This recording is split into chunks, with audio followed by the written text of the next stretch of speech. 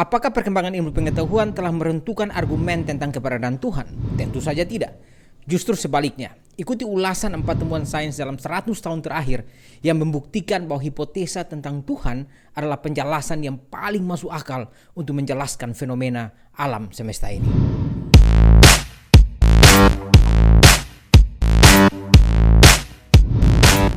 Alam semesta memiliki permulaan. Ini memang sesuatu yang tidak mengejutkan bagi orang-orang yang percaya pada keberadaan Tuhan. Tapi bagi sebagian ilmuwan, temuan ini mengguncang fondasi worldview mereka. Pada tahun 1966, majalah Time di Amerika mengeluarkan sebuah cover majalah berjudul Is God Dead? Judul ini merepresentasikan pandangan populer di kalangan ilmuwan dan juga pandangan yang cukup mempengaruhi kultur waktu itu, bahwa ilmu pengetahuan telah berkembang begitu pesat sehingga Tuhan tidak diperlukan lagi dalam menjelaskan fenomena alam semesta ini. Para ilmuwan berpijak pada suatu paradigma atau cara pandang yang disebut scientific materialism, yang percaya bahwa materi dan energi adalah kekal sehingga alam semesta selamanya ada dan tidak diperlukan adanya permulaan. Kalau alam semesta bersifat kekal, berarti tidak diperlukan adanya momen penciptaan, atau keberadaan alam semesta tidak memerlukan penjelasan di luar keberadaannya, seperti sesuatu yang supranatural atau disebut Tuhan bagi orang-orang yang beragama. Namun, tidak lama berselang, pada tahun 1969, majalah Time kembali memuat cover tentang topik yang sama, tapi memiliki tendensi yang berbeda, yakni Is God Coming to Life? Apakah Tuhan hidup kembali? Judul ini juga dipicu oleh penemuan dari bidang sains, yakni hasil kerja Stephen Hawking dan Robert Penrose tentang singularity, yang intinya membantah premis scientific materialism bahwa materi dan energi tidak bersifat kekal atau alam semesta memiliki permulaan. Temuan Hawking Penrose ini telah diawali melalui penelitian Edwin Hubble, seorang astronomer yang melalui observasinya menggunakan teleskop menemukan bahwa ukuran alam semesta tidak berada pada kondisi statis, namun mengalami perkembangan secara terus-menerus sejalan dengan pertambahan waktu. Untuk itu, apabila dilakukan ekstrapolasi secara mundur atau menggeser waktu ke 100 tahun, 1000 tahun, bahkan 1 juta tahun ke belakang, maka setiap langkah mundur alam semesta akan semakin kecil dan kecil sampai pada satu masa di mana materi dan energi menyatu dalam sebuah titik yang disebut singularity, dan momen ini menandai awal mula dari alam semesta.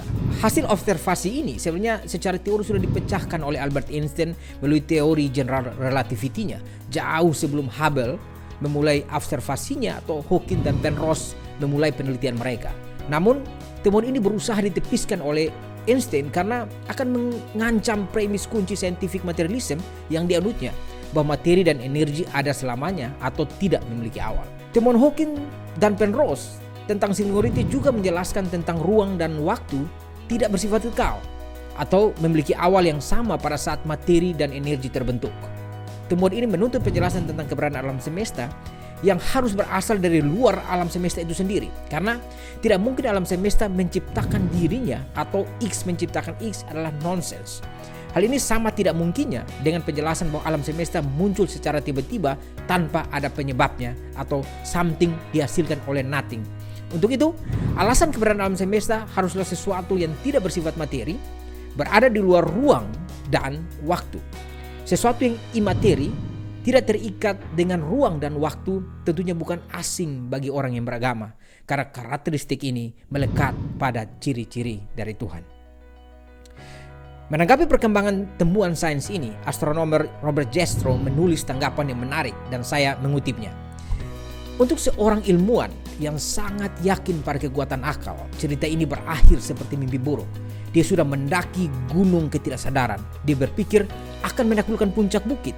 Namun ketika dia mencapai puncaknya, justru disambut oleh para teolog yang sudah berada di situ berabad-abad lamanya.